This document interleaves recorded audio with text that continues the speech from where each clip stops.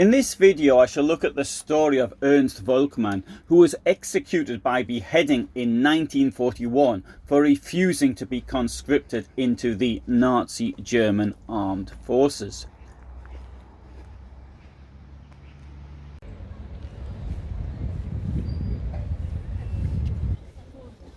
This is Bregenz in Austria, located on the shores of Lake Constance and very close to both Germany and Switzerland.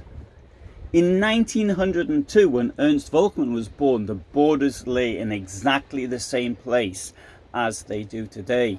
There are places from the shores of the lake where one can see both into Germany and Switzerland. Ernst Volkmann was born in Schönbach in Bohemia, part of Austro Hungary, on the 3rd of March 1902.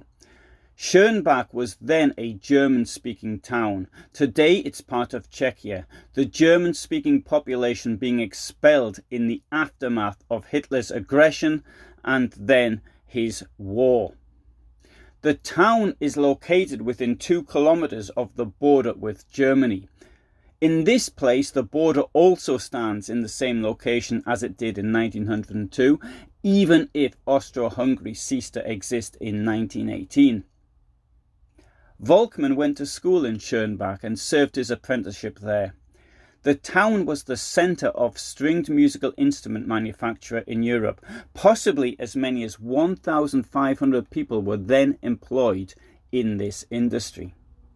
In 1919, Czechoslovakia became an independent state, and Volkmann would have become a citizen of that country. He first visited Bregenz in 1924 and finally settled there in 1927, opening a workshop producing guitars in Deuringstrasse, a few hundred meters from his home.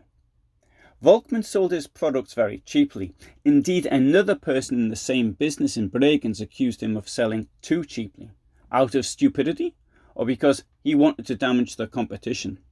Here I am quoting the accuser, they are not my words. In 1929, Volkmann married Maria Handler from Bregenz, and by 1934 they had 3 children. They lived in a house next to the parish church of St. Gallus, where he served as a sacristan. On the 25th of July 1934, there was an attempted coup in Austria organised by Austrian Nazis. Whereas the coup attempt was thwarted, the Austrian Nazis murdered the president and virtual dictator of Austria, Engelbert Dollfuss. Dollfuss was no liberal. He'd quashed democracy and fired artillery at workers' housing during the brief Austrian Civil War. He was perhaps the founder of Austro-fascism, an Austrian form of authoritarianism which placed the Catholic Church at its centre. If Austro-fascism could be equated to any other regime, I would suggest it would be like that of Francisco Franco in Spain, which was still to seize power. The regime continued under his successor, Kurt Schuschnigg, whose regime collapsed 4 years later with the Nazi German annexation. According to a later Gestapo report, Volkmann identified with the previous Austrian administration. He had not forgotten that the Nazis had murdered Dollfuss and saw Germany as an occupying power.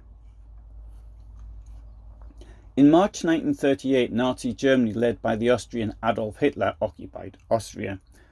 From this time on, Austrian men had the same obligations as men in Germany and could be called up for military duty.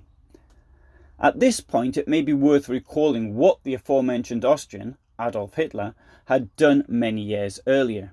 He had avoided the draft in Austria by not registering and even fled to Germany in an effort to avoid it in 1913. The Austrian government applied for his extradition and the Bavarian police served notice upon him. In the end, the Austrian consulate in Munich decided it wasn't worth their bother. Now fast forward 27 years to see how other Austrians would be treated when called up to join the army of the country that had occupied them and was engaging in imperialist adventures against other countries. When Ernst Volkmann received his first call-up note this for the Wehrmacht in 1939, he didn't comply, nor did he to the conscription orders that followed. In June 1940, as the German panzers were smashing through France, Ernst Volkmann was arrested. Whilst he was languishing in jail, his family tried to convince the authorities to be lenient with him. They attempted to suggest mental illness, and a psychiatric report was commissioned. The judge in the regional court in Feldkirch ruling that he was abnormal, but there were no signs of mental illness. He was released from prison on the 19th of October 1940. On the 19th of November 1940, his business permit was revoked. This meant that he had no way of supporting himself and his family.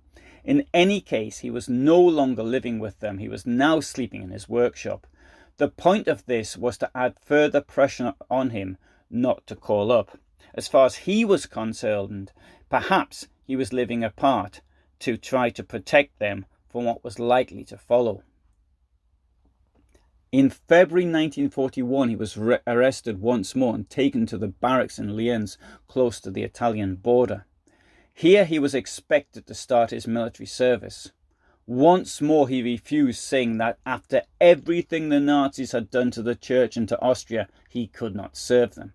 He was taken to Graz and then to Salzburg, where Volkmann once more continued in his refusal in extensive interrogations. Finally, he was taken to the Reich court-martial in Berlin. The rules in 1940 were not the same as they had been for the Austrian draft to Deutscher Adolf Hitler in 1913. As far as the military lawyers were concerned, a refusal to be conscripted equated to being an enemy of the people and the state. As part of the Nazi war preparations, a special criminal law ordinance, the KSSVO, was issued in the spring of 1938. Section 5 of this ordinance introduced the new offence of undermining military strength.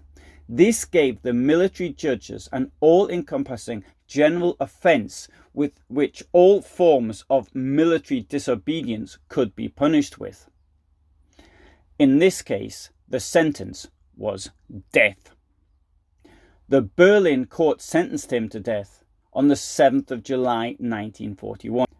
Despite his position in the church and the fact that he stated he was doing it not only for Austria but also for his Catholic faith, no Catholic priest ever once stepped up to defend him or any other conscientious objector. According to Papal Nuncio Cesare Orsenigo, those who resisted the call up to fight for Nazi Germany were martyrs of their own stupidity.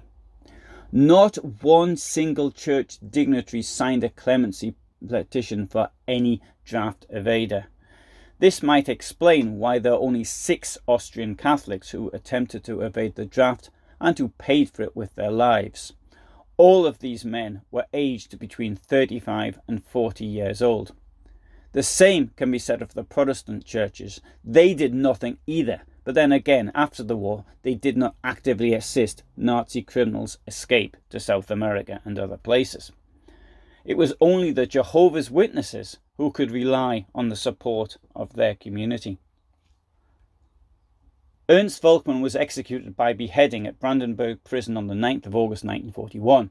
According to the prison chaplain, he calmly but resolutely began his last journey, just as he'd lived. In a letter to his wife dated the 17th of October 1946, the priest who saw him before his execution described him as being modest and quiet, but unshakable in his conviction. The widow, Maria Volkmann, received payments under Section 1 of the Austrian Victim Welfare Act for the murder of her husband. She was one of the very few relatives of those killed by the Nazi military judiciary who received any form of compensation. In general, those found guilty of offences in the armed forces were not eligible for compensation, despite in some cases the extremely dubious nature of the case against them. As you can see in a separate video I did on the World War II dead from Bregenz, the name of Ernst Volkmann appears on the war memorial and the location of his place of death is given as being Berlin.